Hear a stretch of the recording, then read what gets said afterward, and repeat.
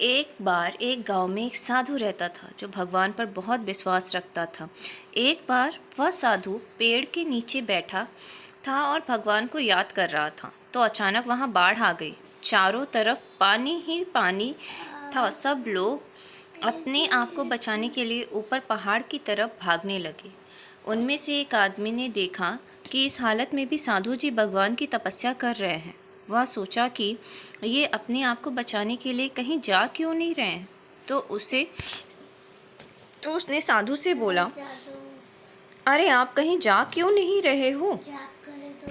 आप भी मेरे साथ ऊपर पहाड़ की तरफ चलो, नहीं तो डूब जाओगे। साधु बोले, अरे हमें क्या होगा, मैं भगवान की इतनी तपस्या करता हूँ, मुझे कुछ नहीं हो सकता, मुझे भगवान अपने आप बचाएगा। धीरे धीरे पानी साधु के कमर तक आ गया।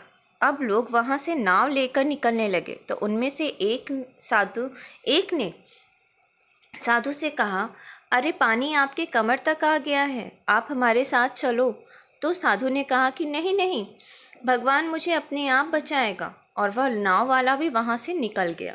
कुछ देर बाद पानी इतना बढ़ गया कि साधु के सर तक पहुँच गया और अब लोगों को बचाने के लिए हेलीकॉप्टर निकलने लगे। एक हेलीकॉप्टर साधु के पास आया, जो कि आखिरी हेलीकॉप्टर था। साधु के पास नीचे रस्सी फेंकी और बोला, इसे पकड़ो और ऊपर आ जाओ, नहीं तो आप डूब जाओगे। यह आखिरी हेलीकॉप्टर है और आपके पास में दूसरा कोई और रास्ता नहीं है बचने के लिए।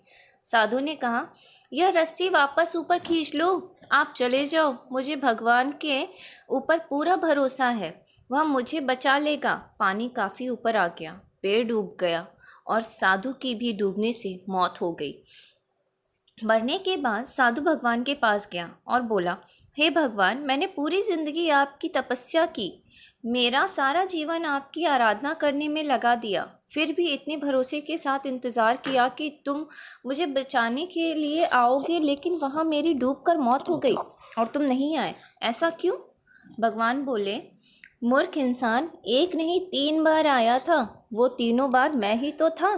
पहला पैदल, दूसरा नाव के द्वारा और तीसरा हेलीकॉप्टर के द्वारा, लेकिन तुमने मेरा एक भी अवसर पहचान नहीं पाया।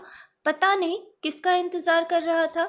इस तरह से ज़िंदगी में हमें ऊपर वाला बहुत से मौके देते रहता है, लेकिन हम सब उस मौके को ठुकरा कर पता नहीं किस चीज़ का इंतज़ार कर रहे होते हैं कि वो होगा तभी मैं करूँगा, और इस बात का पर अड़े रहने से एक वक्त के बाद वो मौका हाथ से निकल जाता है और हम कुछ नहीं कर पाते। तो किसी भी अच्छे समय का इंतज़ार मत करो, जो भी करना है आज और अभी करो, शुरू करो। Thank you.